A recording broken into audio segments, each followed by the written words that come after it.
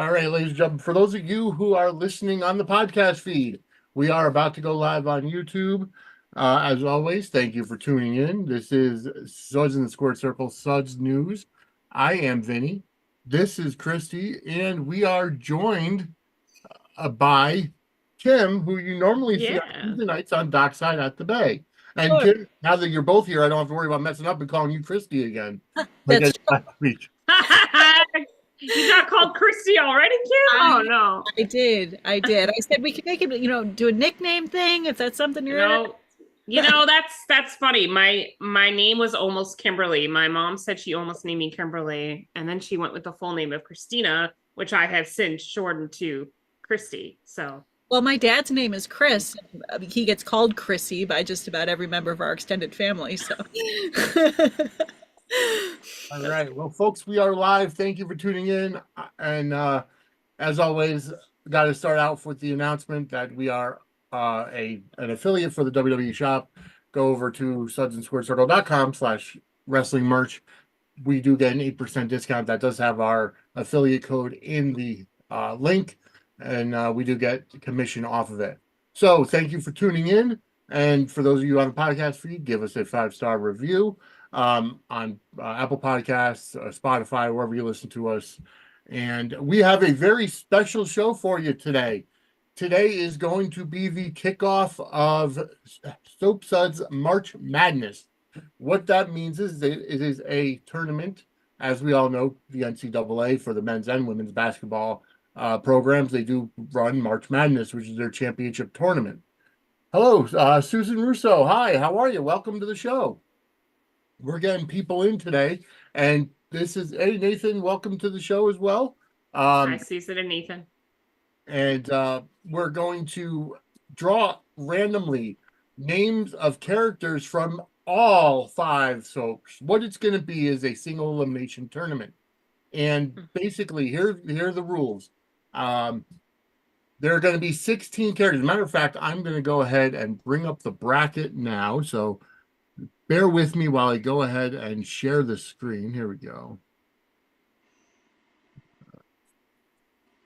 I'm going to, yes, screen 1 and share. All right. So for those of you who are watching, as a matter of fact, you can't see us. Am I able to post this here?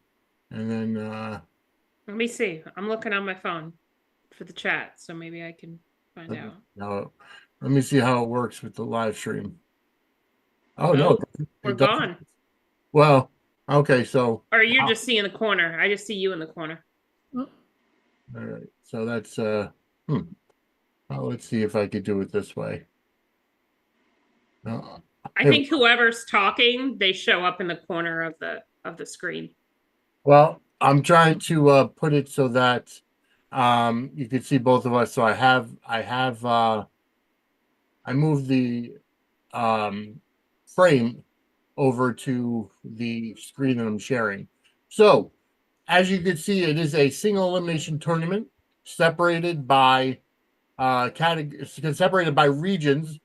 We have the General Hospital region, which will have 16 characters from General Hospital. We have the Days of Our Lives region, which is the obviously the 16 characters from Days of Our Lives. We do also have the Y&R region, which is 16 characters from Y&R. And then we've got the Bold and the Beautiful / the Bay region. And that's going to end up being, obviously, for both of those, 8 characters from each of those shows, since they're only half-hour shows, which is why they only get half of the characters. Now, the way it's going to run is at the top of the brackets. If you notice, there are dates upon them. Starting tomorrow with March 12th, they're gonna be released as polls on Twix, where we go ahead and team character 1 and character 2 will be a poll on Twix, and that'll be a 3-day poll. The entire first round, second round, third round, and final 4, Elite 8 are 3-day tournaments, and the final 4 as well, 3-day tournaments. Then when we get to the national championship, it'll be a full 7-day poll, which will culminate on on April 7th. Because there is no Suds news on April 8th due to WrestleMania week, which I will be at, the winner will be announced on April 15th.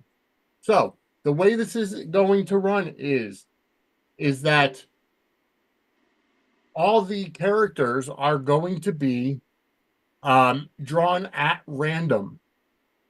And I have all active characters in these bags, in Ziploc bag. Next year, hopefully I will have an actual tumbler, but that just wasn't in the budget for this year. By the way, go over to our Patreon. You could subscribe and donate, and maybe you'll be able to donate a tumbler for us. But either way, all active characters are eligible to be drawn. It's not seeded based on the appearances or whatever. I'm not going to go that deep into it. It's just going to be randomly drawn. In order to be considered active, you have to be alive in the universe, and also you have to, have been on within the past 6 months. So, couple of things, because even though we know that Nicholas Alexander Chavez is only on a leave of absence and Spencer is really not dead, because of the fact that he's presumed dead in the General Hospital universe, he is not eligible. We know that. Sorry, Sprinas. Yeah, exactly. Don't hate us. We're sorry. Sorry. We know that Bobby Spencer has passed away in Port Charles, and she's obviously dead in that universe. However, Sophia Madison on the Bay is still alive, so Jacqueline Zeman will be entered there. Because of the way the brackets are set up, and because of how it is, both Jason Morgan and Harris Michaels are eligible to be chosen. Jason Morgan, obviously, on GH, Harris Michaels on Days of Our Lives, both portrayed by Steve Burton. Let me just go ahead and check here. And all right. So let's see what else we have. Is it showing the screen share at all? It's showing the screen share. Okay. I see it because I'm on my phone. But Okay. It shows you, it shows whoever's speaking, it shows them in the top right-hand corner. Okay. Well, screen. all right. Well, let's get to it. Let's start with the General Hospital bracket, which is up here in the left-hand quadrant where I am. Let me grab the General Hospital. Shake it up. And yes, every active character is available to be chosen. You have a lot of active characters for GH because I just feel like the cast is so gargantuan. There's got to be at least 50 names in there or something. The GH cast is very large, and the seed number 1 is going to be, if I could show you, well, you might not be able to read it. Probably can't. Weber Baldwin is the number 1 seed for the hospital region. I'm so excited. Because obviously that's my favorite character. You already know. Yes, I do know. But that. I just don't like that her last name is still Baldwin. I'm like, let's go back to Weber. Just go back to Weber. I don't mess with that Baldwin guy. All right. Team number 2, Elizabeth in the first round, will be taking on. Oh boy. Lucy Coe. So in the first match, how do you guys think that may fare? Now, this is obviously a popularity contest because it's a Twix poll. Who has the upper hand? Well, even as kind of a GH adjacent, kind of on the periphery of watching GH here and there, I know who Lucy is, and but I know who Liz is too. I don't know. That's a stiff competition right there. Very. I mean, I am very biased, and I want Elizabeth to win, obviously. So, I mean, I'm more prone to lean towards Elizabeth because I just feel like she's more, I don't know. Does she get more screen time than Lucy? It feels like she does. But then sometimes they kind of have I don't know. Sometimes it kind of evens out and they have kind of the same. Well, Elizabeth is on contract. Lucy's recurring, so that's right. So that's kind of what I mean. Like Elizabeth's on screen more often than Lucy is. But I mean, I don't know. Is there a lot of Lucy fans out there? I mean, I like Lucy. She's not one of my favorites, but I like her. It's also, for those of you that, sorry to cut you off, Christy, but for those of you who are searching out the polls, use the hashtag Soap Suds March Madness, and all the polls will have that hashtag on it. All right, character number 3, Nina Reeves.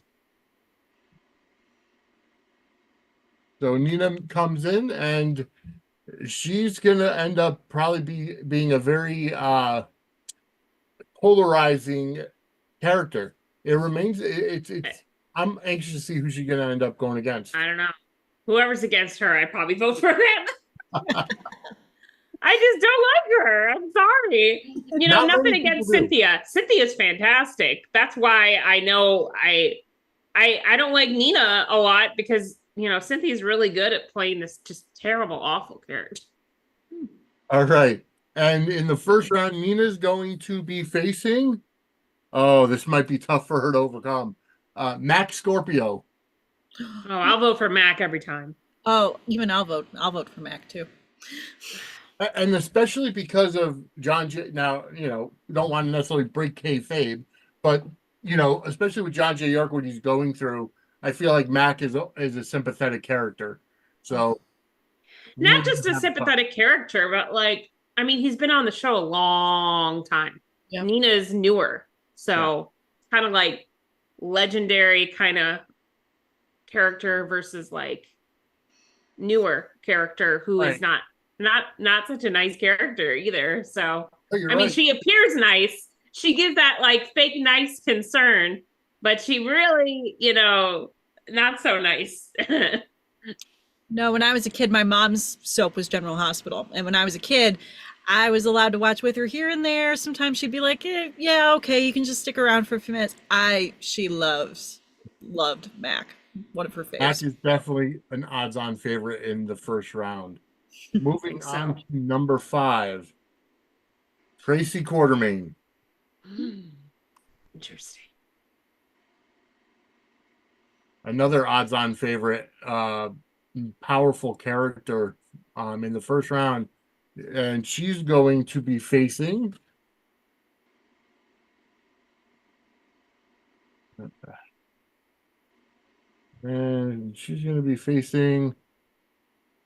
Stella Henry. Aunt Stella. She could be a sleeper. Yeah.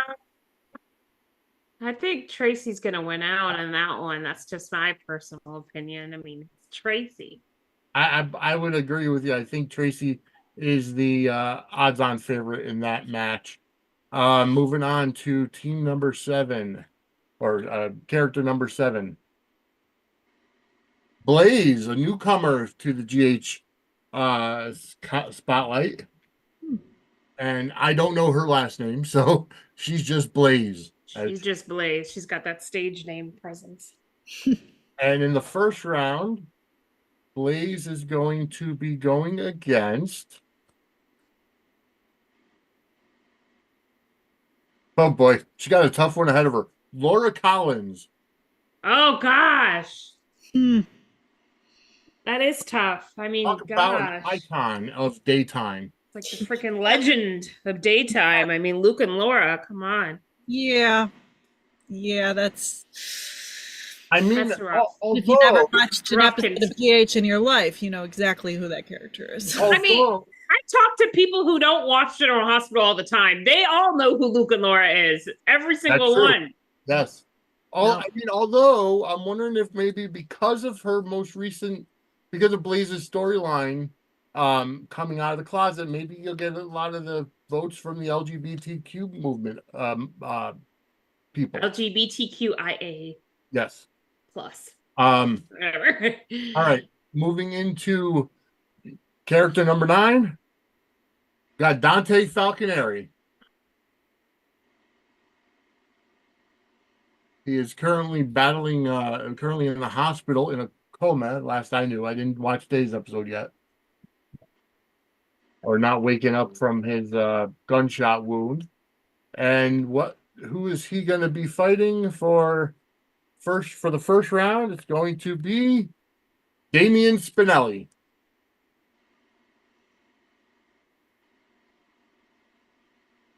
All right, so out of that match, Dante versus Spinelli, two of Lulu's ex-lovers, if I'm not mistaken. Hmm. All right, moving on to number Yeah. 11. I think Lulu's thing with Spinelli was very short-lived. You know, I think they just kissed a couple times. I don't think it was anything serious. All right, moving on to number 11, Hamilton Finn. Oh God. You know, Sorry, I have no hope for you, man. None. None. Although, if he's able to get through to the championship, because of the way the brackets are set up, we could potentially have a championship match of Finn versus Finn, GH versus Bold and the Beautiful. I'll vote for the other Finn a million times over. Okay, that Finn is smoking hot. First of all, he's a doctor. He's a way hotter looking doctor than. I'm sorry, Michael Easton. I love you, but the character is not it on General Hospital. It's just no. It's to be honest, it's boring. They've written him into this really bad. Every time I see the Finn from Bold, all I could think of is Liberty Bibberty. Oh, that's true though. He does. He's in the Liberty commercials. I had to tweet that out. I was like, wait, did I just see Finn from Young and the Restless? Or not Young and the Restless, Bold and the Beautiful. Well, Finn is going to have his hands full with Diane Miller. Oh, Diane's going to wipe the floor with him. So, sorry. Let's mop that floor. Mop that floor, Diane. Another polarizing topic, because we have a lot of people. I mean, obviously, Robert and Diane have been starting to see each other, and people are highly upset with that pairing. They don't like it for some reason. I do. Oh, the Diane and Robert thing? Yeah. Yeah, I'm sorry. I'm not feeling that one. There's no spark there for me. But you know, it's all your point of view. It's like what they call it, subjective. Yes. Either you see it or you don't. Like a lot of people love Jason and Sam together. There's still Jay Sammers out there. They will always love Jay Sam. I didn't see anything like that spectacular. I mean, there's some maybe, but nothing like Jason and Elizabeth. Sorry, there's sparks there. Even Jason and Carly, I feel like have more chemistry. I can understand that. Absolutely. So, all right. My opinion. Moving on to number 13, Gregory Chase. Oh, this would be fun if he was against his son Chase. I think that'd be funny. Well, this is random. I am not going specifically to pick anybody out here, but in the first round, Gregory Chase is going to face Michael Corinthos. Oh, this is interesting. Because some people don't like Michael, and some people really like Gregory. I think Gregory's kind of a boring character too. Gregory and Finn are like blah characters to me. I'm sorry, they're just kind of boring characters. Michael's a little bit more interesting, even though I don't really like him all the time. I mean, although Gregory has softened Tracy up quite a bit. Yeah, that's one of the reasons I like Gregory, is like I like the dynamic with him and Tracy. All right, number 15 is Felicia Scorpio. Oh. Got another icon of daytime coming up with that one. And in the first round, rounding out the General Hospital characters that are going to be chosen, number 16, the last one for GH. Felicia in the first round is going to be facing, oh boy, here we go, Sonny Corinthos. Oh my God, it's like two legendary characters against each other. Wow. Who's going to make it out of the first round? So here are the first round matchups for the general hospital bracket. We have Elizabeth Baldwin against Lucy Coe, Nina Reeves taking on Max Scorpio, Tracy Quartermain taking on Stella Henry, Blaze takes on Laura Collins, Dante Falconeri is going against Damian Spinelli, Hamilton Finn is taking on Diane Miller, Gregory Chase against Michael Corinthos, and Felicia is taking on Sonny Corinthos. We could potentially see Michael and Sonny in the second round. Son against father, just like it is on this show. Exactly. So with that round done, and that bracket done, we're going to move down to the Days of Our Lives bracket. Yeah, this is going to go. Oh, this is Here we go. So Days of Our Lives. So Jason Morgan was not chosen. Will C. Burton get in there with Harris Michaels? Oh, I don't know. All right. I don't know anything about Harrison Michaels really, other than the fact that it's a copycat of Jason Morgan on other soap. All right, here we go with the first pick for Days of Our Lives, Stephanie Johnson. Oh, Stephanie. Oh, I hope she advances. My super couples kid. So she was with Chad and she was with Chad and then Robert Scott Wilson's character, right? Yeah, she was with Alex initially, then shifted to Chad. Now we've got Everett, who may also be Bobby. There's a lot. Although if you listen to Take Two Radio Soap and Review that I was just on a couple hours ago, there's a running theory that Everett may be Clyde's son, which is why he might be involved with the cover-up of the drug situation. I kind of saw that getting tossed around as well. There's a lot of different avenues that they could take potentially with this character, and I'm curious to see what they're going to do. But the first round, Stephanie is going to be taking on Rafe Hernandez. Oh, okay. I could see Stephanie advancing. I got a feel. Yeah, I'm sorry, Rafe. I love Rafe. Rafe's great, but his character is kind of not always a favorite.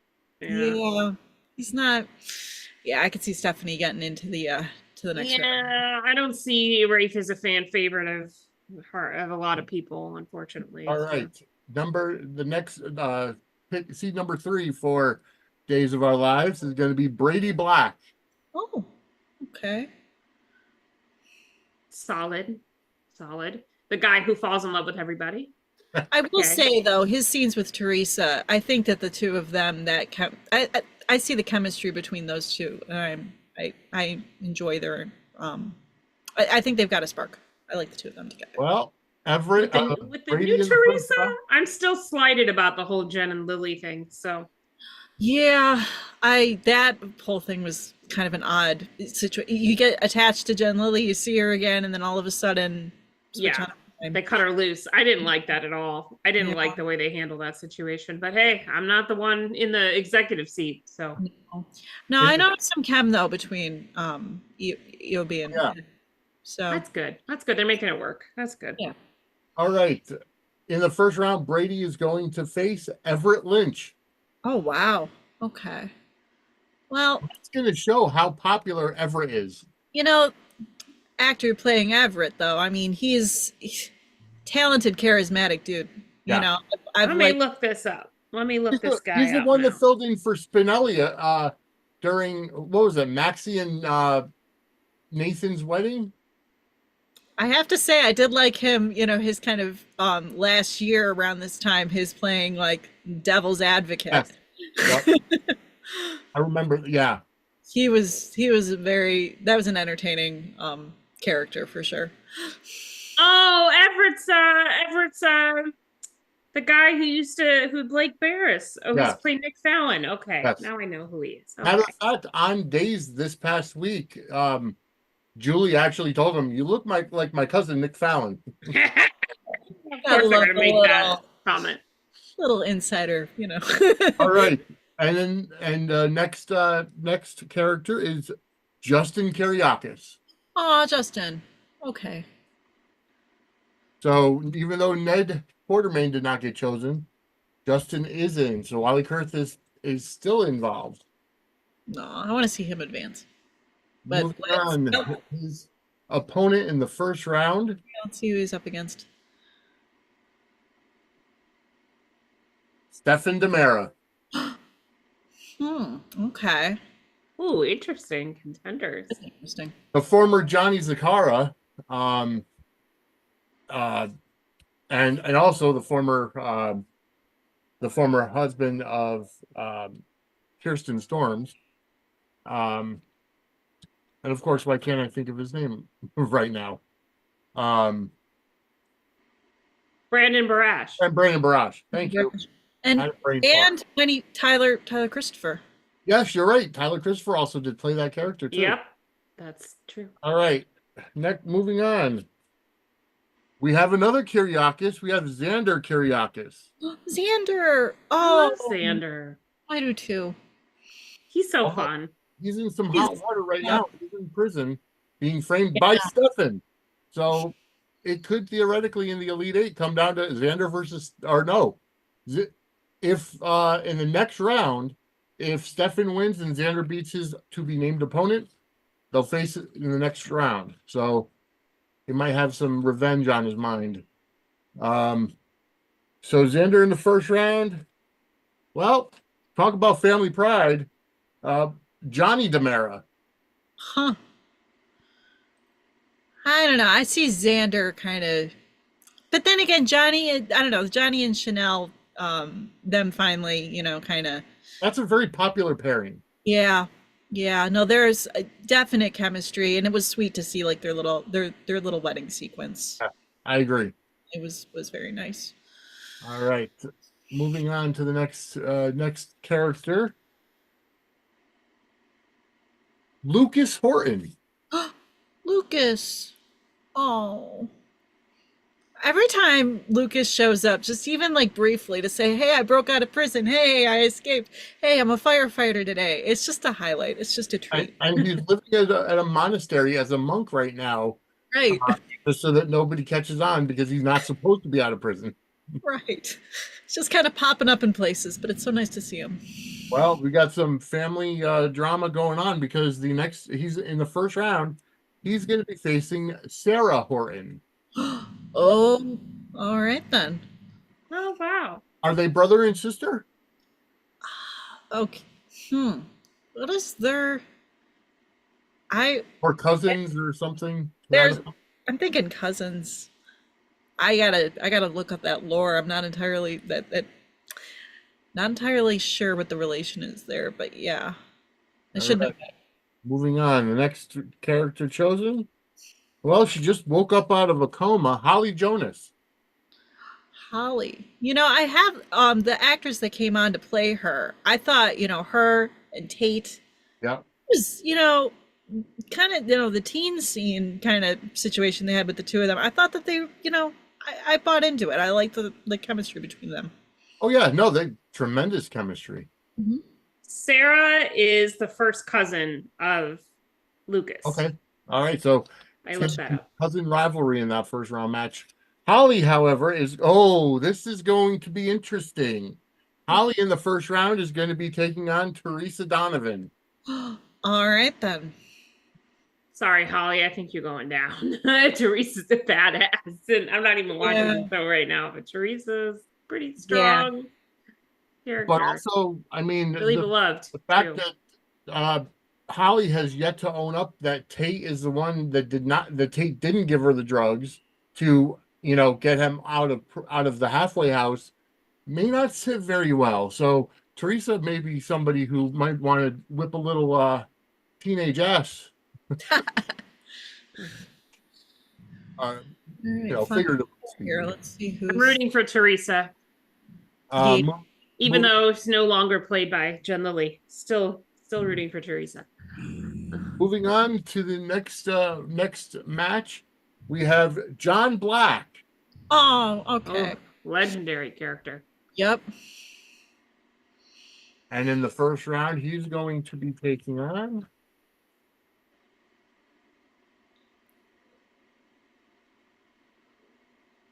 Well, his partner's wife, Kayla Johnson. Oh man.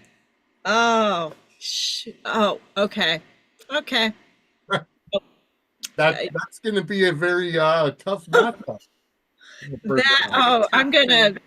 I'm gonna have to bring the Stala fans out in force here. I'm sorry, Kayla. I love John, but no, Kayla's my girl.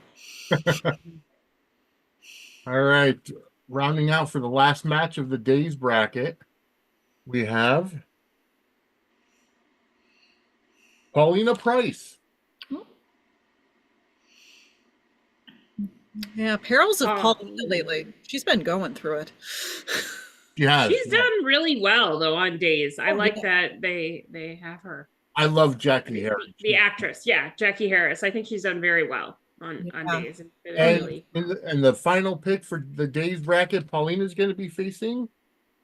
Oh boy, here we go. Definitely a polarizing character, Kristen DeMera. Oh, Kristen, oh I think is Underhanded. gonna come away with this. yeah. There's some Yeah. fierce Kristen fans out there, right? Yeah. Although the DeMeras do have the numbers advantage, there are 3 DeMeras in the first round. So in the first round matchups for Days of Our Lives, we have Stephanie Johnson against Ray Fernandez, Brady Black against Everett Lynch, Justin Kiriakis against Stefan DeMera, Xander Kiriakis against Johnny DeMera, Lucas Horton versus Sarah Horton, Holly Jonas against Teresa Donovan, John Black versus Kayla Johnson, and Paulina Price versus Kristen DeMera. All those matches, all those polls will be up tomorrow with the hash for 3 days with the hashtag Soap Suds March Madness. Now we're going to go ahead and move over to the Y&R bracket. Genoa City, Wisconsin, if I'm not mistaken, plays host to Y&R. And I got to tell you, for me, the writing has been boring lately, at least from what I've been watching. All right, Y&R, and this was a pretty large cast to choose from as well. Let's see, we have Diane Jenkins, which I believe is Jack Abbott's wife. And in the first round for Y&R, she's going to be taken on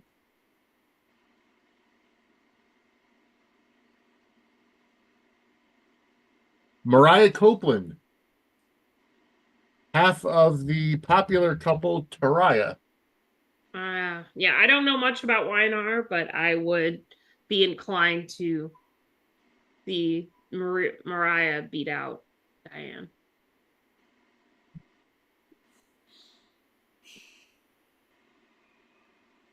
All right, moving on to the next next match for the Y&R bracket.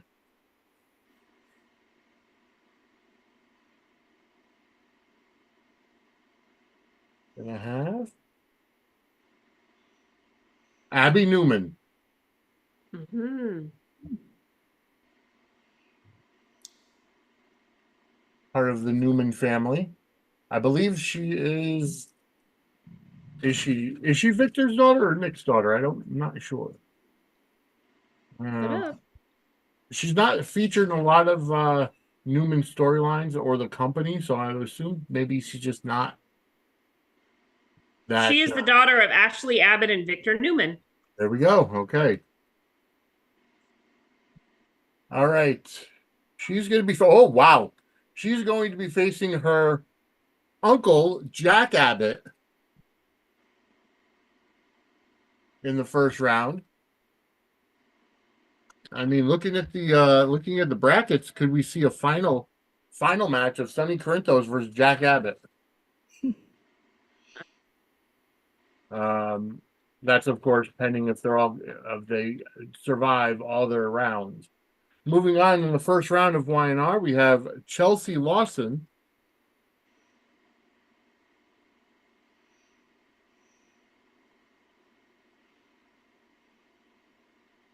who I believe is Billy's girlfriend. and also Connor's mother, which means Adam's ex. And in the first round, she's going to be facing Nick Newman.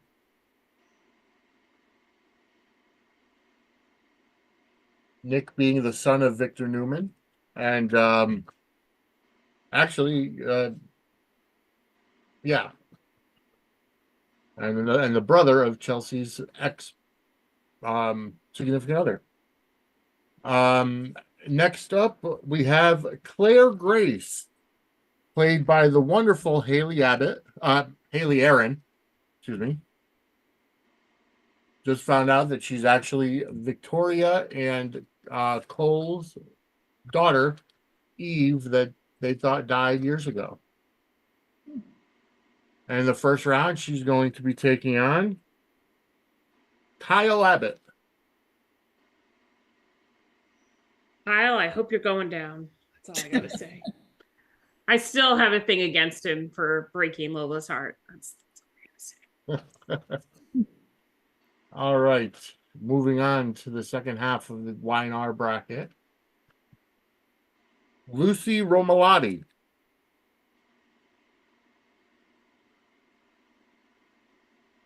She is the daughter of Daniel and Heather. Well, Daniel Romalotti and Heather, his ex-wife. And she's trying to get her parents back together. Of course, Daniel is currently dating Lily. All right, and in the first round, she's going to be facing Sally Spectra. Sally's more of like a character that's been on there a long time, right? Yeah, and she's gone back and forth between Bold and Beautiful and Y&R. She's an interior designer, and she's currently, last I knew, at least she's currently dating Adam Newman.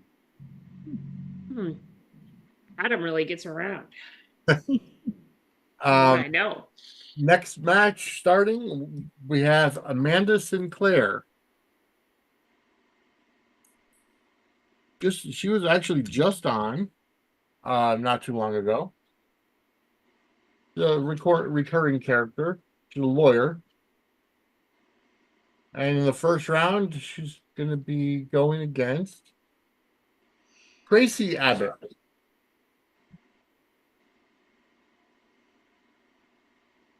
Tracy is Jack and Ashley's sister.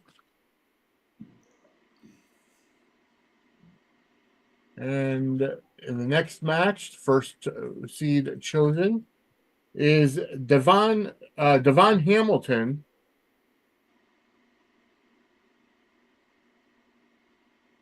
Played by Brighton James, who used to be on Family Matters all those years ago.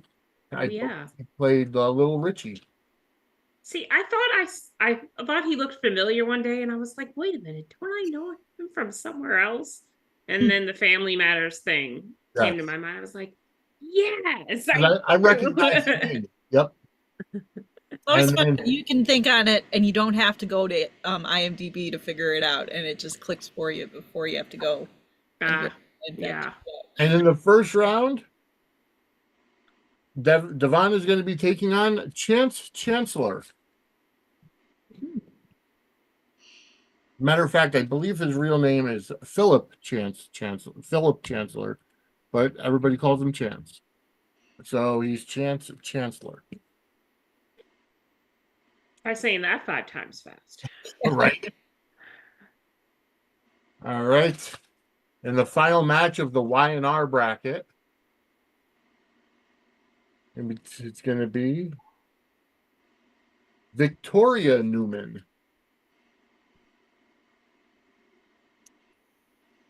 The Stephanie McMahon of the show.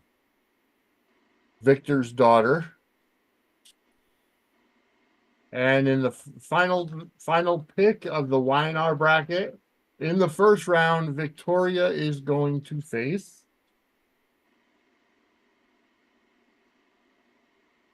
her own brother, Adam Newman. lot of family A lot drama here with the brackets. yes, a lot of Newman people in the bracket. I mean, So many, so much Abbott and Newman blood here. so in the here's the first round matchups for the Y&R bracket. Diane Jenkins taking on Mariah Copeland. Abby Newman takes on Jack Abbott. Chelsea Lawson takes on Nick Newman. Claire Grace takes on Kyle Abbott. Lucy Romalotti takes on Sally Spectra. Amanda Sinclair takes on Tracy Abbott. Devon Hamilton takes on Chance Chancellor. And Victoria Newman takes on Adam Newman. That looks to be a pretty solid match, although a pretty solid bracket for those characters. You do have Jack Abbott, played by Peter Bergman, who is an icon of daytime. And so he's in there. His son Kyle and his wife is also in there. His sister's in there as well. Victor Newman did not make the cut this year, I guess, thanks to the luck of the draw. All right. Now we are going to move on to the final bracket. We are going to move on to Final two, right? Bold and the Beautiful, and then the Bay. Hey, yeah. well, yeah, but it's the same bracket. It's 8 characters from each Oh, show. And interesting. so we're going to do Bold and the Beautiful first for the first of I see why you did that, because they're both like 30-minute shows. exactly. Right? Yep, Yeah. they're both 30-minute shows. Yeah. All right, so the first pick of the Bold and the Beautiful bracket is going to be Ridge Forrester, the number 1 seed. Ridge, the only one who's supportive of the Thope pairing that I know of. Played by the Thomas awesome Thorsten Kaye, who's won like the last 3 lead actor for the daytime Emmys. Zach Slater. Yes, from All My Children. Yep. All right. And in the first round, he's going to be taking on his new stepmother, Donna Logan. Or did Right. Plays her. Did they date at one point in time?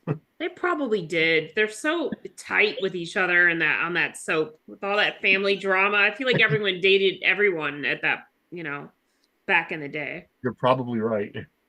All right. Next character for the Bold and the Beautiful, it's going to be Paris Buckingham. I'm actually not familiar with this character. It's a great name. Yes. Paris Buckingham. Yeah, that sounds like a royal princess, prince or princess, Like it sounds like that's a member of royalty right there. Yep. And in the first round, Paris is going to be taking on Eric Forrester.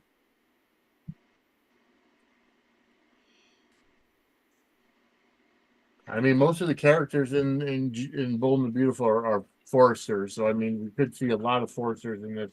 I'm still waiting for Liam or Hope or Thomas. Those are like my 3 All right, moving on that I watch on that one. The next first round match we have Carter Walton. Don't know who that is. I have to look. He's Rich's best friend. I believe he's also a lawyer. He's the one that was the officiant for Eric and Donna's recent marriage, and he's dating Katie Logan as well. In the first round, he's going to have his hands full with Steffi Forrester Finnegan. Oh, Steffi. Yes. Steffi. Steffi's going to win out. Sorry. All right. And the final match for the Bold and the Beautiful But first, the next character chosen is going to be Shauna Fulton. Another name that I'm not familiar with. Let me look it up. Shauna. And the last pick for Bold and Beautiful that Shauna is going to be taking on. Shauna's the mother of Flo Fulton, her and Storm Logan's daughter. Oh, okay. Okay. Don't really doesn't really help me out because I don't watch Bold and the Beautiful enough, but And she's going to be taking on Katie Logan, played by the incomparable Heather Tom. Yes, she's part of the infamous Bill and Katie pair. Yes. I know that. So in the first round of the Bold and the Beautiful bracket, is going to be Ridge Forrester taking on Donna Logan. Paris Buckingham takes on Eric Forrester. Carter Walton takes on Steffi Finnegan. And Shauna Fulton takes on Katie Logan. Man, Liam, Thomas, and Hope didn't get picked at all. No, they didn't. And now we move on to the final soap. We have The Bay. All right, let's see how this is gonna shake out. Right. First pick in the Bay characters going to be Sir Thomas Kenway. Oh, all right. I haven't been introduced to him yet, so I'm assuming he comes on later on in the series. Yes, yes, down the road. Should be interesting. And in the first round, he's going to be taking on. Right. Vivian Johnson Garrett. Oh, all right. I think Vivian's gonna win this one. I got a good feeling.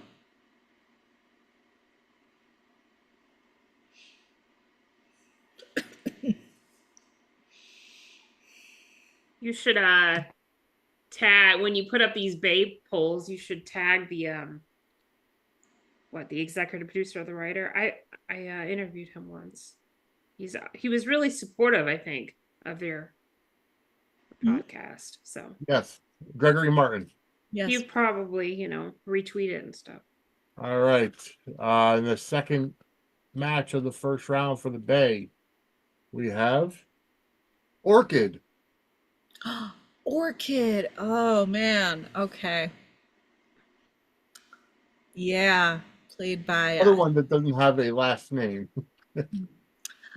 Yeah. Oh, that's. See, now it's like it's starting clicking back to certain. It's been a bit since I watched the earlier seasons, but yeah, Orchid is memorable. And in the first round, she's going to be taking on Zoe Johnson. Oh, Zoe. Okay. Oh, I have trouble deciding who I'm gonna even go for in that. Who's getting my vote? In the next first round matchup for the Bay, Pete Garrett. Oh. Okay. Probably the odds-on favorite now. Yeah. Let's see. Who's he up against? And in the first round, Pete Garrett is going to be taking on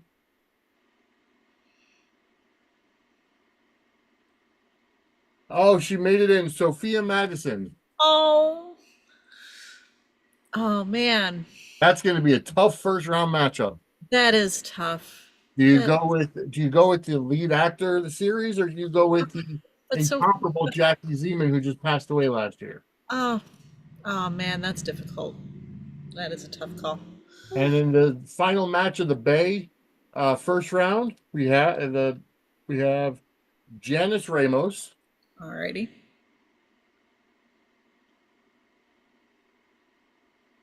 Taking on the final pick of the inaugural Soap Suds March Madness tournament. And the final pick of the Bay, we have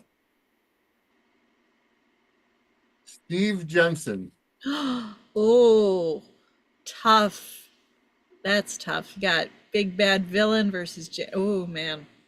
All right. So in the first round of the Bay tournament, you have Sir Thomas Kenway taking on Vivian Johnson Garrett.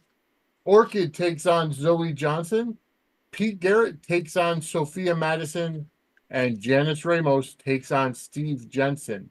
Hmm. And as it's set up, the winner of the Bay will take on the winner of Bold and Beautiful. The winner of that match will go on to face the winner of the Y&R bracket, and then the winner of the Days and Our Days goes on to face the winner of GH, and then the two winners meet.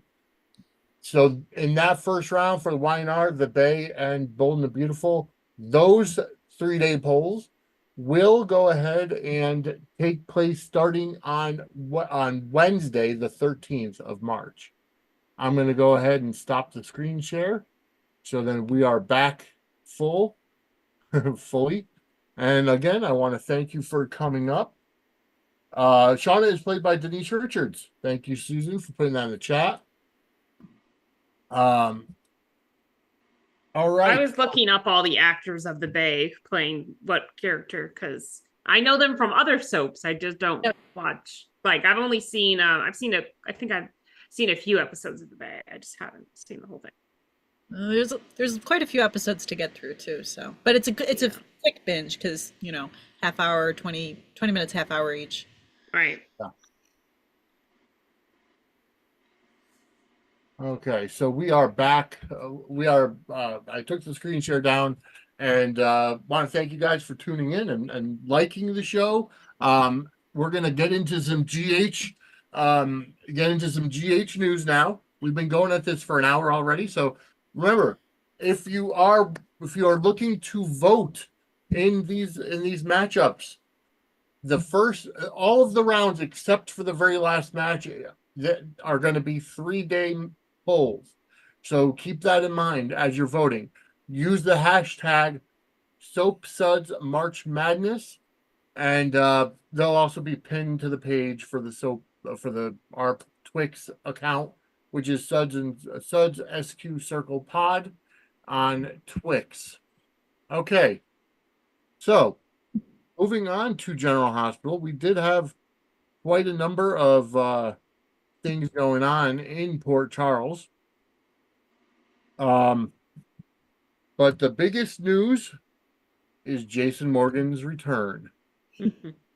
Definitely an absolutely fantastic story that they're telling. On Monday, the 4th, the very first thing we see is Jason up on the roof of Selena Wu's warehouse, and he's there with a guy with a sniper rifle, with all signs leading to the fact that he's been the one taking out the mob bosses. First reaction, Christy and Kim, I don't know if you watched it or not, but I did not, unfortunately, have a chance to check that out. So. Christy, first reaction to Jason's return. I'm liking it. They call him something else. The people he was with on the docks, they called him by another name, not Jason. Oh, okay. Didn't they call him like Jacobs or something? I thought they called last name Jacobs. I don't know, something like that. They called him Harris. Just a little. Yeah, right. Just sort of Days reference. Yeah, I thought they called him something else on the docks. I remembered them calling him like not Morgan. They called him, like by his last name, but it was something else. So I was like, is he trying to come back as another, like, what? I'm confused. Yeah, so Susan but said it was Jacobs. Anyway, that's what I thought I heard. First reactions, I was just like, all right, back in all black. Yep. I see it. Secondly, did he shoot Dante on the docks? No, it was the guy he was with that shot Dante, and then Jason shot that guy. Okay, because it all happened so quick. I was like, wait a minute. Whoa, what just happened? Did he just shoot Dante? Like, I was shocked. So, okay, I'm glad that's not the case, because that's what Anna and Jagger think right now, that's what happened. But I was just like, it's interesting to see him like he's supposedly working against like Sonny, and that's like a huge, huge deal. And I was a little like disappointed they had him just call 911 on Dante and then he just left. But I mean, Yeah. I guess that makes sense because, you know, I guess he didn't want to be like seen as the person who was, you know, the good Samaritan or whatever who called 911. But I was just like, dude, you can't even like put some pressure on the wound or something before you leave. Right, exactly. You're just gonna leave Dante bleeding out like that? Like, and then okay, and then this is the thought I had, and I know other people may have had this thought.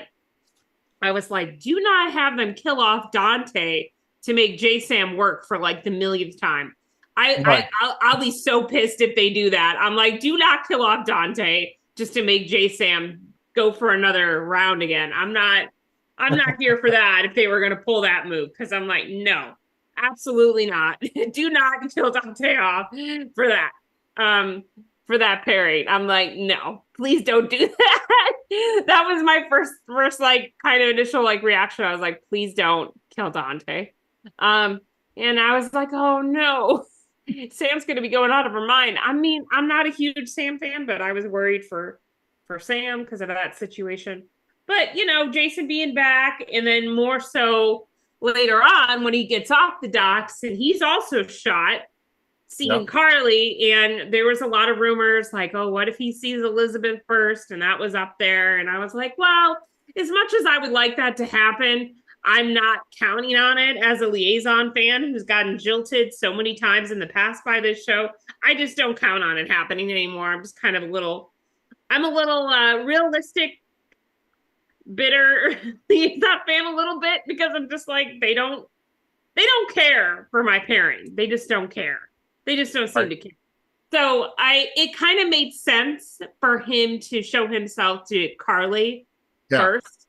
And I actually really enjoy their reunion scenes personally. I really liked that she was like, please be here when I get back. And then she started tending to his wound. And then, of course, Anna knocked on the door. And I'm like, all right, give him a minute to put a band-aid on the guy's wound already. Like, geez, it's like not even a minute. He's like back in her house for like 2 minutes and there's already a knock at the door. I'm like, my gosh.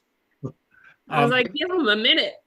You know, it's like the chemistry between Laura Wright and Steve Burton is off the charts. So I mean, just to see Carly and Jason, you know, back together, and you know, first of all, I do want to announce next week's show. My mother, who got me into General Hospital, will be joining Christy and I. Oh. Maybe she could stay up that late. She'll be joining us, just kind of talking about GH. She was very excited to see Jason back. She's a huge Jason fan. Last Christmas, I actually took her to see the Bradford and Stephen Bradford holiday show in Bridgeport when it was here. But yeah, so she'll be on next week. But she pointed out that, you know, for Carly coming into a dark house, an empty house, and all of a sudden she hears someone her name, she said she would have shit her pants and, you know, gotten scared. And, you know, she's like, she doesn't understand how Carly didn't get scared. And especially when you think the guy is dead. My thing. I think Carly would recognize that voice from anywhere. Agreed. And that Jason is very comforting to her. Like, he's her person. He's like her soulmate, you know? Mm-hmm. So as much as I like to call Jason and Elizabeth soulmates, I don't know if that term really applies. I think they're definitely significant love in each other's life. I just don't know if the term soulmates technically applies to them. I feel like Jason and Carly, it applies to them. Firstly, on a friendship level, platonic level. So I just feel like with them, Carly wouldn't be scared to see Jason come out of the shadows like that, because that was, for her, that's like her best friend, first of all. So, you know, if you take the romance side out of it that they explored for those two. Like, that's her best friend. So Yeah. she's not gonna shit her pants, even though she was probably startled maybe a little bit. Maybe her heart jumped in her chest a little bit, but that's her person. That's her bestie. And even me as a Jason Elizabeth fan can respect that is like, that's a very significant friendship and relationship on the show. Right. So for them to have scenes together, like, was very electric, was very meaningful for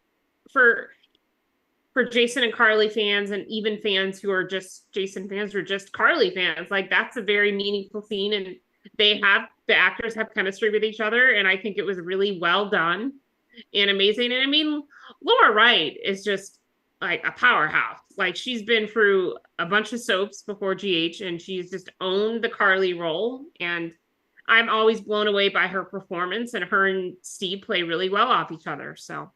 Oh, absolutely. I agree. And that's one of the things that you had to know that Jason was going to go to Carly very quickly, especially with the, revelation that he was shot. She, has some kind of nursing skills. So she was able to bandage him up. Wow. And, and Elizabeth could have done that too. I agree. I think just to state the obvious. But I get it. He hasn't seen Elizabeth in a long time. Yes, you're right. However, once that happens, then there's a knock on the door, and as you said, Anna and Jagger are at the door, wanting to come in to search the house because they figured out that he would have gone to see Carly because they captured the image.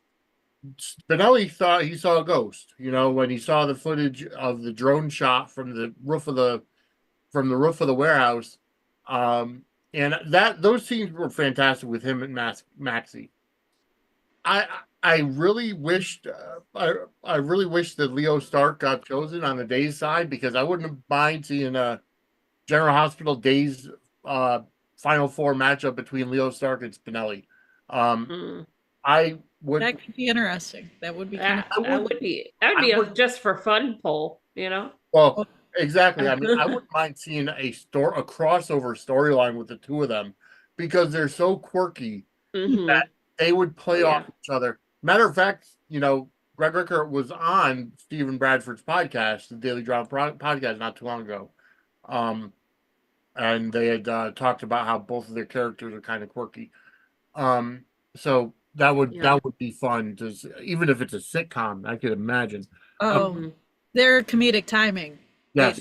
I feel like that would be fun to watch for sure. Although on Days this past week, just to kind of go into a tangent, Leo Stark, he had to babysit Eric and Sloane's baby. And he babysat, yes. And the scene, I don't think I can bring it up on Zoom because I won't be able to put it up on YouTube unless I get a video, or a picture. But when Jude had to be changed, I mean, when Jude was crying, he had his list on a rainbow scroll, no less. And he was going down, if the baby is, cranky, what do you look for? And it had like this list of a couple things. And, the second thing was check the temperature. So he gets a infrared thermometer, temperature's fine. Then the next thing is, check the diaper. And sure enough, he had to change the diaper. He comes out with a poncho and goggles and gloves. Oh my God, it was absolutely hilarious. Wow. Yeah. 9 times out of 10, it's probably the diaper. And I'm just saying that from knowing other people who have had kids and how many diapers you go through in a day with babies. Yeah. Probably the diaper. But that was an absolutely hilarious scene. For those of you that don't watch Days, I highly recommend checking that out. That was on this past week. Definitely a highlight. Well, listen, I'm going to bounce because I actually have I have to do a little watching of the Bay before tomorrow. Yes. So I'm going 10 p.m. Eastern, 7 p.m. Pacific, dockside at the Bay. Kim will be back tomorrow. But this was fun. I'm glad we got our polls set up, and I'm looking forward to seeing how all the voting is going to go. Yeah, me too. Yeah. Thanks for joining us, Kim. Thank you. Take care, guys. Have a good night. All right. So And then there were two. yes, and then there were two. So we did have a really good you know, scenes with Spinelli and Maxie. Oh my gosh, I was so happy about those. Yes. I mean, outside of the fact that Maxie did get mad at him at first. At first. When she, when she found out that Spinelli was lying to her and yeah. I was yelling at her the whole time. I was like, Maxie, let it go. Just let it go. He cares about you. Like where else are you gonna find a man like this? Come on. Like I said, it's a pride issue. She's like, I could take care of myself. I didn't need him to do this, and she told Felicia, I didn't need you to step in this way, and I could take care of stuff on my own, and it's a pride issue, but I was like, come on, where are you going to find a man this dedicated to you, this in love with you, who loves you and your kids, and you know him well? You guys are like, I would kind of apply the term soulmates to them. Yes. So honestly, like there's no one better. You're in a win-win situation when you're falling in love with your like best friend, who's a male, straight male. I will specify, because I've been in that situation. So you're in a win-win situation. Like, that's a great thing. So I'm glad that she was mad at first. She let it go. And then when he made that whole like overture about like the password was Maximista, and then that whole little speech to her, and I was like, oh, please kiss him. And then she did, and I was like, thank God. Yeah, no, you're personality the whole time. And I really like I like that Spinelli is back. He is on a recurring contract. He's not on a contract, so he'll come in and go out as necessary. But I really like the fact that he's back. I like that Sonny went to him to take care of this for him, because he's local.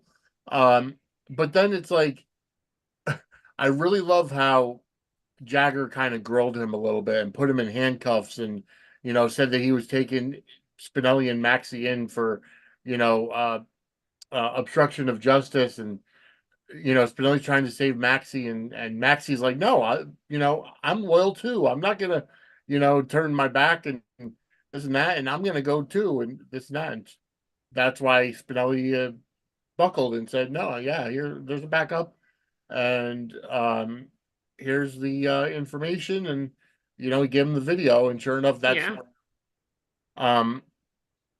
but then when Sonny saw it and saw the video, he was denying it and saying, it could have been doctored, it could have been anything, and Ava's like, this was taken right from the drone camera 30 minutes after Spinelli captured it. There was no way of it being doctored. So, they're trying to brainstorm why Jason would be targeting the mob bosses. Do you have any theories as to what Jason's role is? Now, we did see that Jason shot the guy that shot Dante.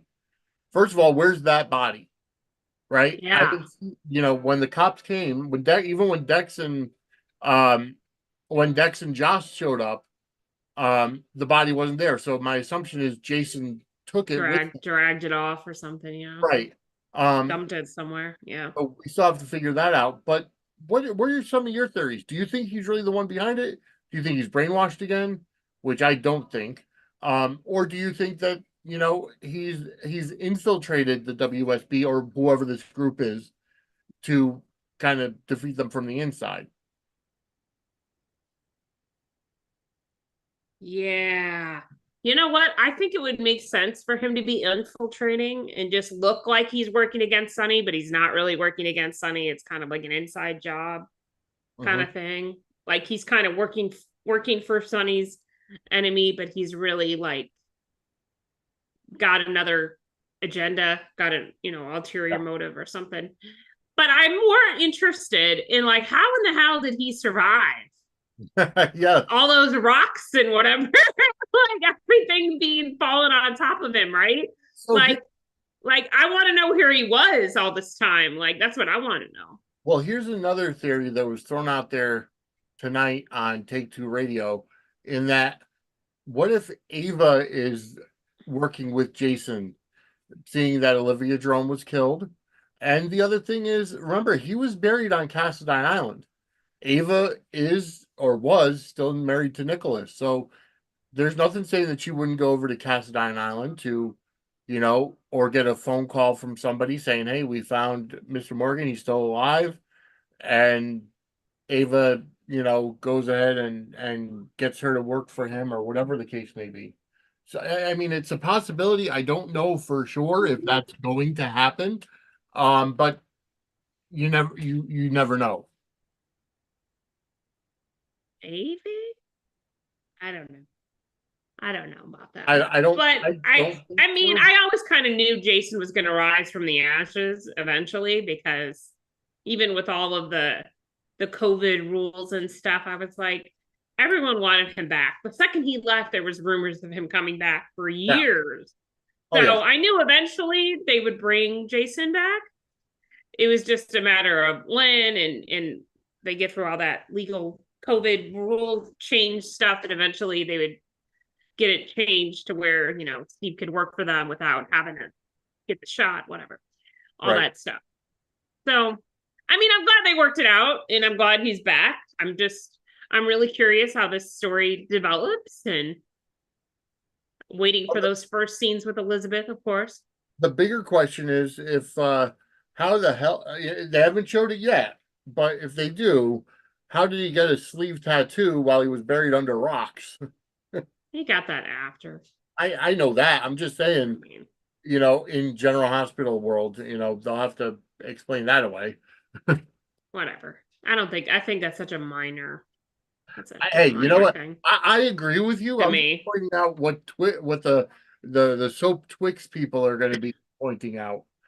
I mean, who cares if tattoo is so minor to me? I don't care if he had a tattoo or not. Like, whatever. All right. So either way, we know that Joss and Dex find Dante. That's when they call 911. Oh yeah, yep. And then well, the 911 was already called by Jason. Right. Left the phone there right by Dante. So then it was picked up by Joss when her and Dex got there, and they worked together to get Dante there. And it was, I mean, I was feeling really worried for Dante because he was bleeding out pretty bad there, and I was like, they're just gonna let him die? Like, no, please don't kill Dante off.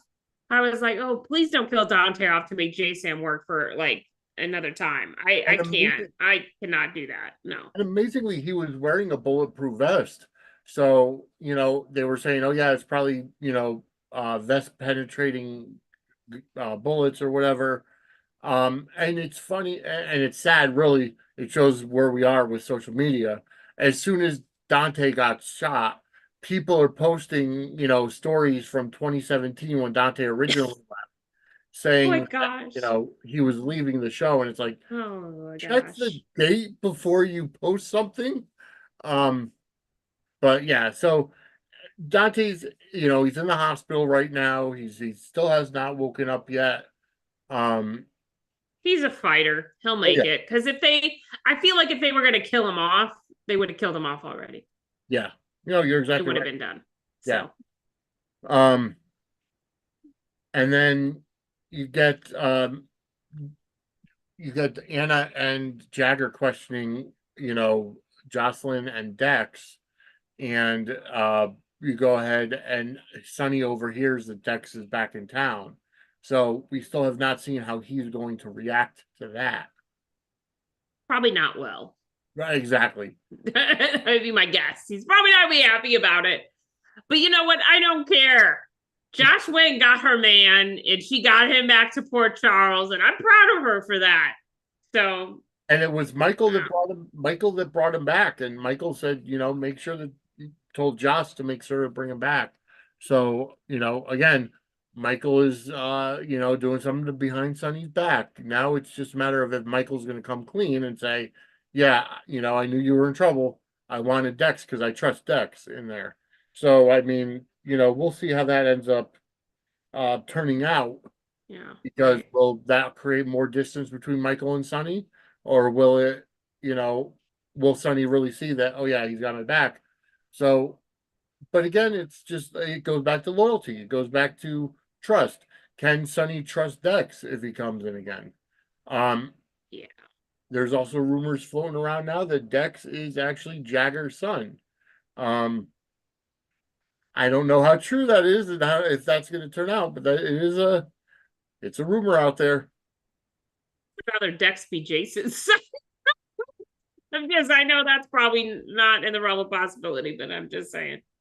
Yeah. Because Dex is more of a copycat Jason Morgan to me. Like, that's kind of exactly how they have his character set up. So, like, the whole, like, thing with him and Joss, like, right now, where Dex is like, it's dangerous for us to be together. And she's all like, I don't care. And I'm like, I've heard this story before. I've seen this movie before. I didn't really like the ending, but I've seen it before. But she definitely is Jocelyn is definitely her mother's daughter. Yeah. Like, it's the same thing with Carly. Carly's always been drawn to the bad boy. Drew is probably the nicest guy that she's ever been with. Oh yeah, Drew's he's not so straight-laced anymore, though. That's true. That's He's true. getting to be a little spicy. So but she's always been drawn to Jason or Sonny or Jax, or Todd or Franco. So I mean, she's had her history with bad boys. Yeah. But Joss is taken right after her, and she wants her man, and she went and grabbed. She went and got him. She did. But then you go ahead and moving right along, if you will. This is the story of Dante being shot, Jason coming back, has basically been the entire week that was in Port Charles, and everybody's reaction to that situation. Yeah. Outside of very few scenes for anything else. Let me say this. I've been a Nina tolerator, and I put this up on Twix. A Nina tolerator. I have. I've been tolerating. I wouldn't say I'm rooting for her or anything, but I've been tolerating. I've been defending her when I had to, and whatever. I like the story. And Cynthia Rotros is fantastic, but you know what? I'm done. I'm actually absolutely done with Nina at this point. Just the fact that she's pressing Ava like, oh, you need to tell me about this. You need to tell me about that. Why is Sonny confiding in you? Why is he not saying anything to me? Why is this? Why is that? I need to know that if he's in trouble. No, you don't. One thing is you were served with divorce papers because Sonny doesn't trust you. Number two, Ava's been part of the business before. Her family was part of the mob before. And yeah. Nina's not. Nina's too impulsive to get involved. Carly is impulsive, but she knows when she has to slow down. Nina doesn't. Nina has to have everything explained to her by Ava, like a 5-year-old. Like, this is what's going on.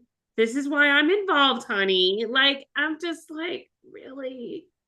God. Exactly. Like, she should know. But she should know inherently, and she should get that obviously Sonny can't trust her. Like, oh, why do you like give me divorce papers? We didn't even talk about it. Because he doesn't want to talk to you. Like, obviously. Like it's just so obvious. Like, she thinks, I don't think there's anything that she can say to get back in Sonny's good graces, but in her mind, she thinks, oh, I can say some words or have some, I don't know, make some big overture and everything will go back to the way it was. And I'm like, no, the trust is gone. And now he's with Ava and confiding in her. And I'm like, oh, something's definitely gonna happen because they had a moment, and I was like, something's gonna happen. Oh yeah, Like, I thought they were about to kiss. oh, me too, me too, me too. I definitely thought they were about to kiss. And Ava even flashed back to that moment later on after it happened in the church in the I chapel. was the screwed up part is I actually thought they were going to hook up in the chapel. That was the only two places they would have hooked up is in a crypt in the chapel. Oh man, that would have been a Call it the doozy. holy hookup. Oh wow, that would have been a doozy. I mean, hey, God sees you wherever you're going to hook up, but that would have been an interesting one. Uh, it's interesting. I mean, I'm honestly like, I don't care if I'm done. I've been done with Nina. Like, I've been done. Like, I can't even really tolerate her. She just starts talking, and I'm just like, Yeah. no. It's like But it's her voice here is irritating. David put it the best way. Sonny didn't trust you with his business while you were on good terms. What makes you think he's going to want me or say anything himself while you're not on good terms? Like you don't Hmm. need to know. Like I get that you love the guy, but and in your mind you didn't think you did anything wrong, or you're saying, "Oh, I'm sorry, I didn't mean it wasn't meant for Drew to go to jail." No, it's meant for Carly to go to jail and then take Sonny's kid's mom away. So either way, she's She, just proving how impulsive she is without thinking through consequences. I don't, yeah, and I don't think Nina really wants to take accountability Exactly. for everything that she's done. She just wants to justify everything that she's done. That's the problem. And if she says she's sorry, she's just really doing that to try to get back in Sonny's good graces. Exactly. So it's not really sorry. Like, it's not like a genuine apology, it feels like. It's just everything she does is for her own gain, I feel like. Yes. So it's not, she's not really helping herself at this point, and I think she needs to just realize that it's over with her and Sonny. They've already talked it out, they hashed it out Yep. in the gallery. Like, just let it be over, just let him go. But I think what's going to be more interesting is Ava and Sonny when they hook up, and when Nina finds out about that, Yep. then Yeah. she's really going to lose it. She's going to lose her mind, and Yes, somebody's probably going to have to throw her in Shady Brook or something. She's probably going to lose it. Well, I want to see. I mean, that's the thing is, I want to see her go full psycho. Like Yes. when Michelle Stafford portrayed the character, yes, she did spend some time at Shady Brook. She was, a crazy character, psychotic character, But then she got the gig at Crimson, and then we had Cynthia Watros take over, and she hasn't really, gotten into her craziness, but I want to see it. I want to see a full heel turn for Nina.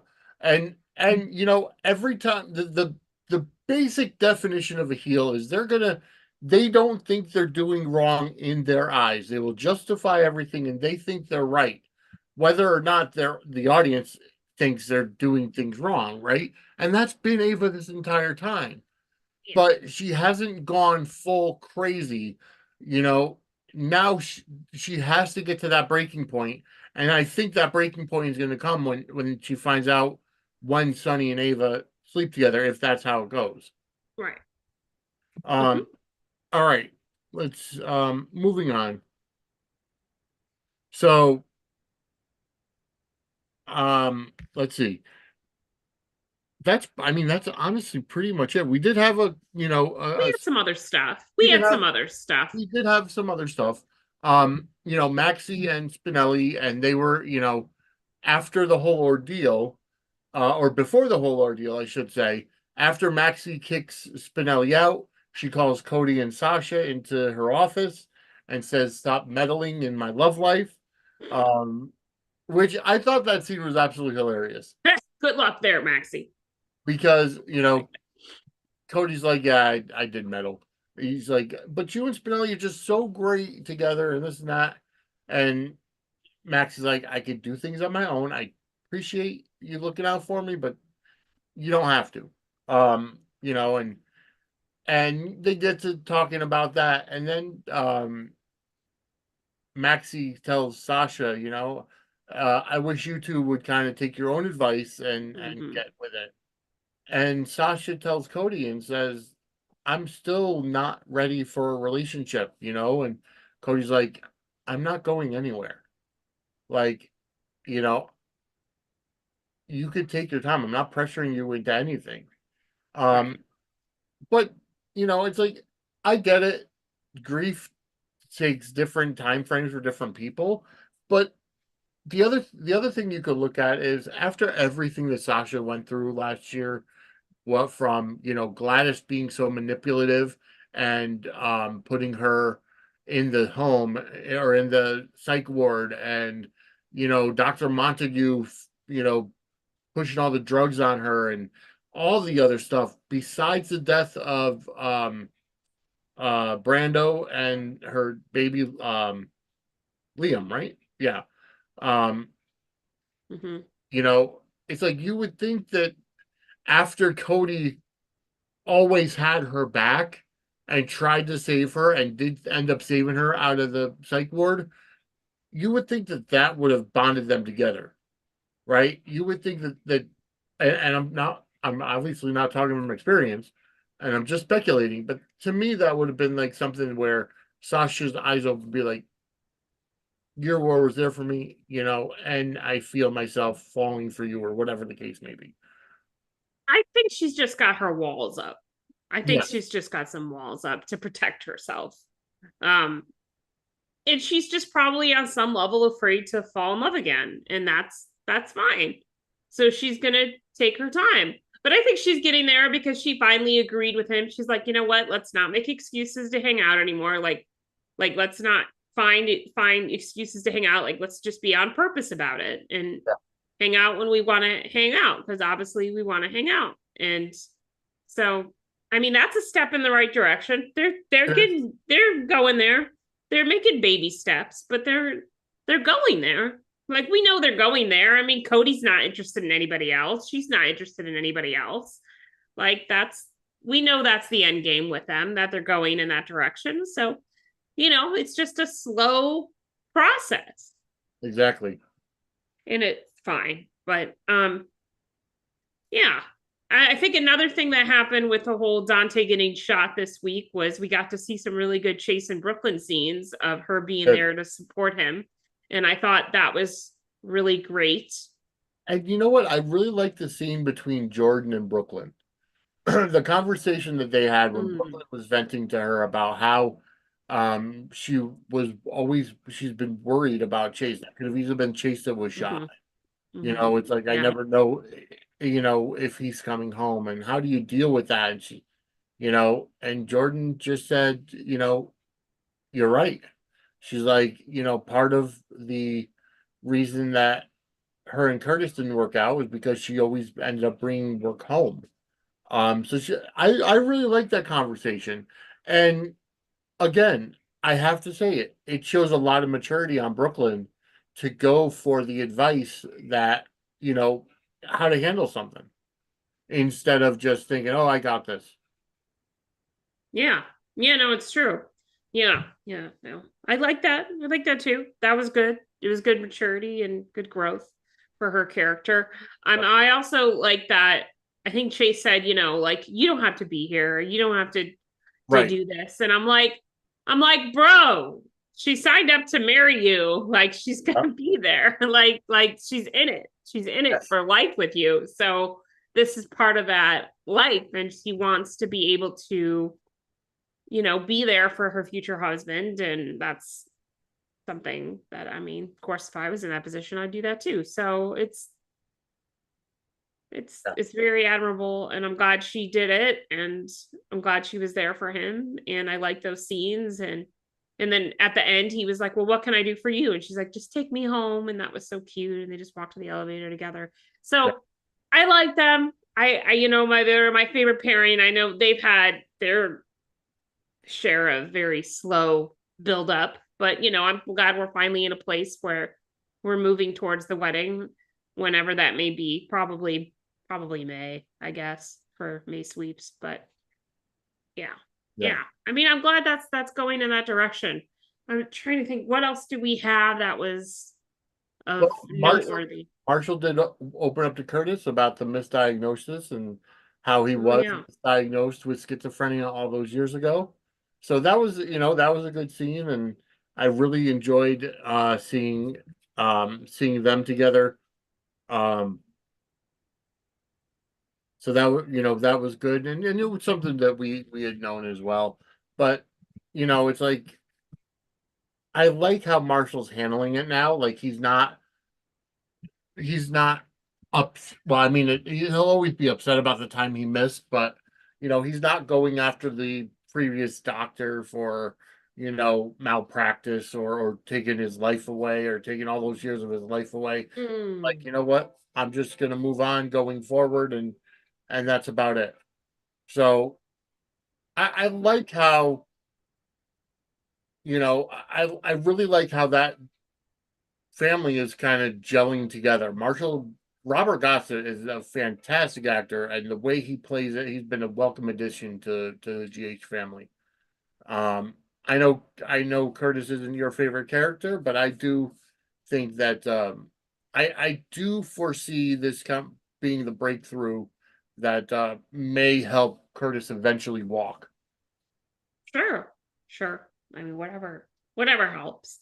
I'm not a huge fan of like either of the characters, so those scenes are just kind of like, just skip to the end, get the gist, Yeah. Like, I kind of get what's going on. But I mean, sure, for any kind of like help for Curtis down the line to finally walk again, which I know will come eventually. It's kind of one of those, I think, back burner storyline developments for GH right now. So Yeah. yeah. Yeah. Um, Also, we did have a couple of scenes at the Quartermains, with I think it was Scout's birthday party, and was that this week or last week? No, it was this week where Drew kind of went all out with all kinds of balloons and setting up because he wanted to make up for missed time with Scout, and I thought it was like so hilarious. Actually, I do believe it was last week, um, when Christina and Blaze come in, and see Jake and Danny. Jake is all frazzled because Mm-hmm. Blaze is in the house, Yeah. Mm-hmm. and Remember then these scenes. Jake catches Danny vaping Yep. yard. Um, and it's like we've seen, we see the two sides of Jason Morgan and his two kids, Jake and Mm-hmm. Danny, but Laura Laura did talk to Danny a little bit because Rocco was really upset because obviously Dante was shot, Mm-hmm. and he was kind of acting out, and he broke the what was it, the switch of Jake's or something, it cracked screen. Um Something to do with video games. Like they yeah, had this scene it was about video games, and Laura shared that she used to play Super Mario Brothers, and I'm like, me too, Laura. Me too. Super Mario Brothers 3 was my jam on the original Nintendo NES. I don't know if y'all remember the big gray box with the big gray cartridges. yes. That's what I played back in the day. But I kind of like that little scene with the video games. That was cute. It was. Because he was like, "Oh, well, I played this video game. You probably wouldn't know what I'm talking about." And she's like, "No, try me." Yeah. I was like, "Okay, oh, it's about some video game stuff." um It's cute. and then Carly talking to Danny. This is obviously before she knew that Jason was back, but Carly talking to Danny and saying, "You're just like your father." Like, Jason was emotional, but he never Mm-hmm. showed it. Very rarely did he show it. Um, Very rarely, and only in front of a few select right. people in his life. And I liked how Danny opened up to Carly. Carly, is a very mama bear type of character, and she's very straightforward and to the point, but she knows how to take care of the kids, and at the end of that whole ordeal, we see Danny going up to Rocco and kind of consoling him and kind of Mm-hmm. you know, putting his arm around him and just saying, "Hey, he didn't say anything. He was just there." So that Yeah, was good. that was a good Um, kid on kid scene. Yeah, I like that. I like the yeah. kids. seeing the I kids together. really like that. Now that we're seeing them as teenagers, and now Jason's back and is going to see his kids as teenagers, so it'll be a really interesting, Yes. interesting story with that alone. So I think the only other thing I wanted to mention that happened was there was this whole, I'm pretty sure it was last week, was the whole Jagger against Sunny about Karen and bringing up that whole history, which was like a really, I didn't watch back then, but there's very different takes on it, whether Sunny's take was correct or whether Jagger's take was correct. And I think a lot of people side with Jagger, and then maybe some people do kind of. I think a lot of people sided with Jagger because Jagger kind of put it right out there, you know, especially when he told Sonny, he's like, you used Stone's death to make yourself look good and give yourself a good reputation, you know, and it's like, because think about it, when you know, donate a wing of the money for a wing of the hospital, even though, you know, the gesture is good in Stone's name, who's the person getting the good reputation? It's not Stone, it's Sonny, you know. And I will tell you, Angela Ryan Duncan, who had, you know, who had co-hosted a couple of weeks ago when you were off, she is, you know, a huge Sonny hater. Not necessarily the fact that she hates Sonny, or not necessarily the fact she's not my favorite either, but I don't know if I'd be a super hater. She points out the fact that he's actually a bad person. He's a bad guy, right? You know, even though he's a mobster with a heart of gold, but he's still, you know, he's had people killed. He's actually, you know, he's done a lot of shady stuff himself. He's been abusive. You know, he's been in toxic relationships, and so, you know, especially if he's not on his medication. So yeah, I mean, and she makes really good, valid points. I think when you look at the setup of the show, though, they want Sonny to be that lead character, that lead good guy. Yeah, they kind of want you to like have him be like the lovable mobster, like even though you're really supposed to hate him, and there's plenty of valid reasons for you to hate Sonny, but like, I mean, you're supposed to, I guess, see the good in him. Like Anna, I think Anna has this dilemma right now where she's friends with Sonny, right, on some level, but she knows that he's done some really bad, shady things, and she can't really ignore that now that she's working with Jagger. And I think I've seen people on Twix say, oh yeah, there's like this whole Jagger Anna thing, like maybe they're gonna have them hook up. I'm like, I don't know, I think it's too early to tell, but right now I just see it as a working relationship, but yeah, I think that's too early to tell. Plus, I still kind of holding out hope that she gets back with Valentine at some point, because I just think that was good chemistry, if nothing else. But I don't think Valentine and Anna will get back to that. I have a feeling it's going to be Valentine and Nina. Yeah, I've seen that too a little bit, but I'm not like scrolling through Twix too much, you know, anymore. It's not really a place I want to spend a lot of time. No, you know how it is. It's just the most negative social media platform out there, and it's just like I've got to take it in small little doses. Exactly. All right. Well, let's see. Do you have any? We've been at this for over an hour and a half at this point. Yeah. Is there anything else that we have to get onto? Just an honorary mention, really great Olivia and Sam scenes of them together at the hospital. That was really fantastic. I did want to mention that. I thought that was really, really good. They found out together from Dex and Joss that Dante was shot. Then they went to the hospital together. So those were really, really good scenes. And I really liked how they were talking about Dante as he was like bleeding out on the pier. Like they were cutting, you know, interspersing, like they were cutting from Dante on the pier to Sam and Olivia talking about him, and that was, I'm sure that was very deliberate editing on GH's part, and that was done really well. So I like that. I did too. I thought it was great, and I really did like the scenes with Olivia and Sam because they're both heartbroken, and then you see Christina come, and and I believe Alexis came too. But yeah, she did. But yeah, just to see, Sam and Olivia, and then they finally get the okay to go in the room. He's out of surgery. Everything looks okay. He just hasn't woken up yet. And then Olivia, is able to go in with Sonny. And even how Olivia went off on Sonny when everything first happened, Oh yeah, that you was know, good. and the flashback to when Sonny shot Dante, thinking he was the mole in his organization, which obviously he was, but That was great flashback. That was great to put it that in was. there. That was fantastic.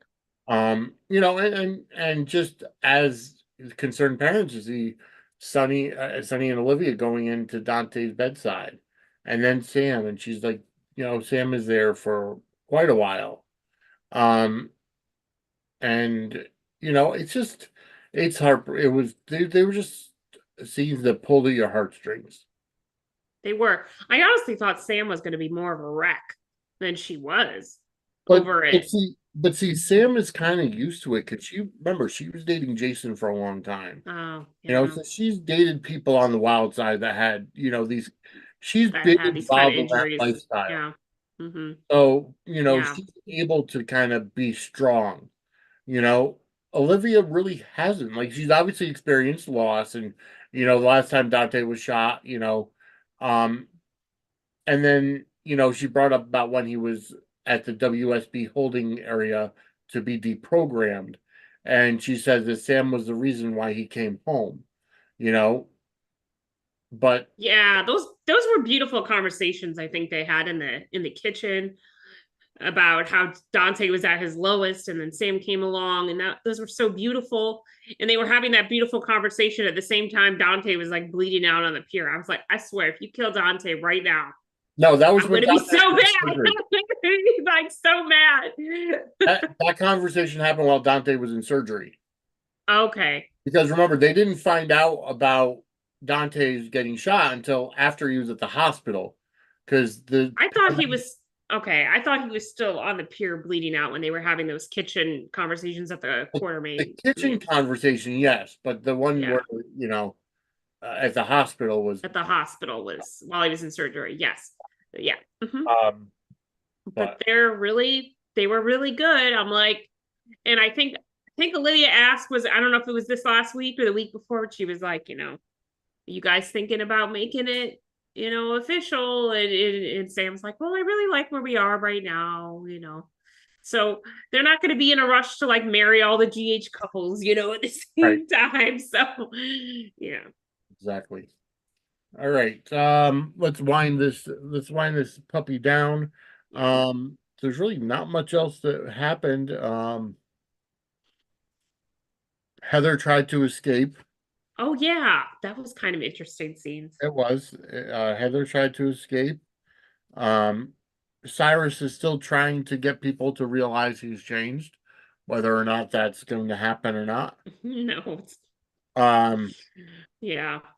He's really trying to play a really good facade, though. He's trying to really keep up that religious facade really well. yeah, He's like, oh, yeah, God, changed me and blah, blah, blah. Just like, dude, stop. Stop it. Stop. Stop trying to pretend. This is just all just for show. all right. Well, that's basically about it for the week that was. I want to thank you all for tuning in to this Soap Suds March Madness selection show. That remember the tournament starts tomorrow, being Tuesday, the 12th of March, and be the first half of the first round, 3-day polls up on our Twix, which is at Suds SQ Circle Pod. But as always, before we leave, we do our thankful minute. So let's go ahead and get that taken care of. I'll get a minute on the clock. And as always, Christy, ladies first, you're good to go with your thankful minute. Let's see. I don't know where to start, man. It's been a week. I I am thankful I had energy last week because the previous week I went on vacation for like the weekend. That gave me all of the energy to get through this last week. And now I think with the time change, Monday, it's just kind of messing me up. Like today was really rough on me, getting back into work. Plus it's hard to like, for me, harder to work from home. Even though I love working from home, it's also more challenging for me to just stay focused. I'm